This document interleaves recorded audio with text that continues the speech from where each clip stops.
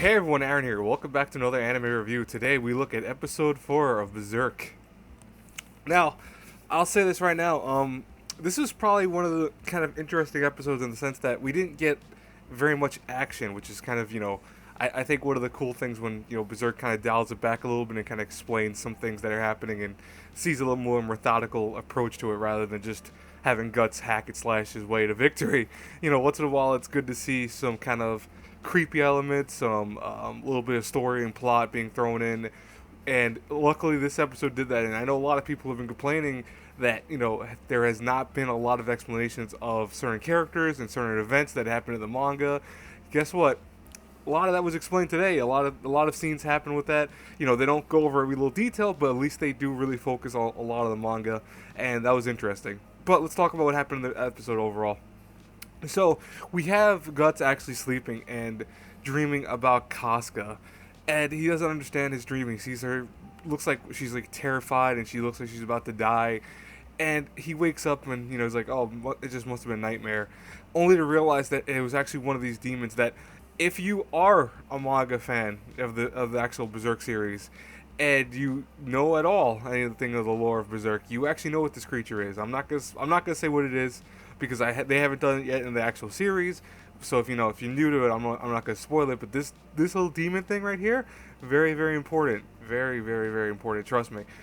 And what this demon does is it actually tells Guts, despite being very creepy, that Casca needs help essentially. That she is destined to die by fire essentially.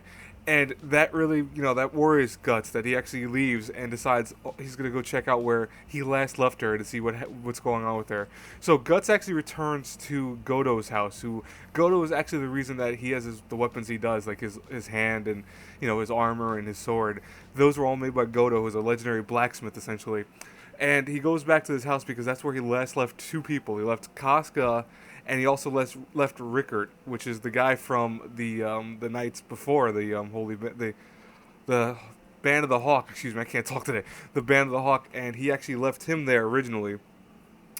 And he's one of the few survivors besides Guts and besides Casca. He's also one of the survivors because he never had to do anything with Eclipse, so he actually isn't branded like they are.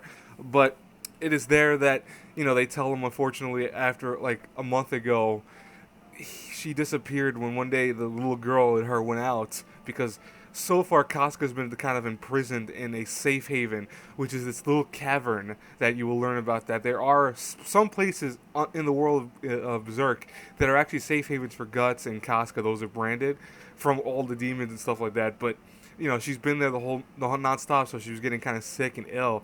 So the little girl took her with her, and guess what? She ran away, unfortunately. And from there, Guts is kind of pissed off, but he's taught by Godo the reason that he left Casca originally was not because he wanted to keep her safe, but because he was running away from his problems. And Guts then kind of starts dealing with that inside the cavern, and he realizes that he still thinks it's a lot of his fault. Like everything that's happened is his fault, and really, that's not the truth. It might seem like the truth, but it's not all of his fault. A lot of the actions they were unavoidable in the terms of the eclipse happening. Griffith's kind of betrayal and turning into the demon that he did turn into. You actually see, I think this is really cool. The ominous black wolf slash creature. I'm not gonna go too much of spoilers with that. I mean, again, manga fans, you know what that is. But I think that is really cool that they even mention that and they show that.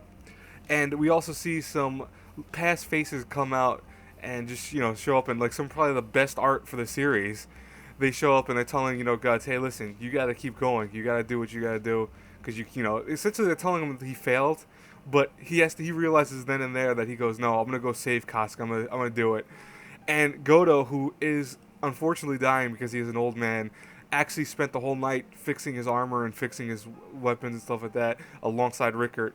So Guts actually does leave to go find Casca, and then we actually end up switching kind of gears here and actually seeing what's happening on the flip side of things, where we find Serpico and Farnese with the army right now, and they actually are traveling on a holy pilgrimage carrying what is known as Lord Magnus, who this guy, or was it Mogus? Mogus, I'm sorry, Mogus. I always say Magnus.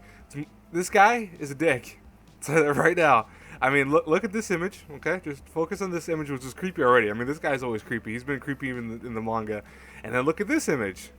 This image, I remember when I read the manga a while back, creeped me out. Because it was something very similar to this, and it was just, ugh, there's something really spooky about that. But this is after they get attacked by a group that's going after him because apparently a lot of people hate this dude for good reason. He's one of those people that he's a heretic and a crazy zealot. So he thinks right away, oh, I can deal out divine punishment to everyone. And he deals out divine punishment, quote unquote, to villagers and other places and stuff like that have nothing to do with anything and aren't deserving of it. And a lot of people hate him, so it's understandable. But in the actual aftermath of everything happening, you actually see a familiar face. It's Casca. She's actually in that midst of that whole area, meaning that the prophecy that little demon thing told Guts looks like it could happen. She could be burned at the stake just for being associated right now around that area. She was saved because the knight that saw her and thought, oh, she must be sickened or weird. But that's just Kasuga, from the stuff that happened in the eclipse. Now, I'll say this right now. The only issue I have with this episode, and I think everyone, I don't care who you are, even if you're a fan like me of the show, you have to admit the last 3 minutes of the show were horrible.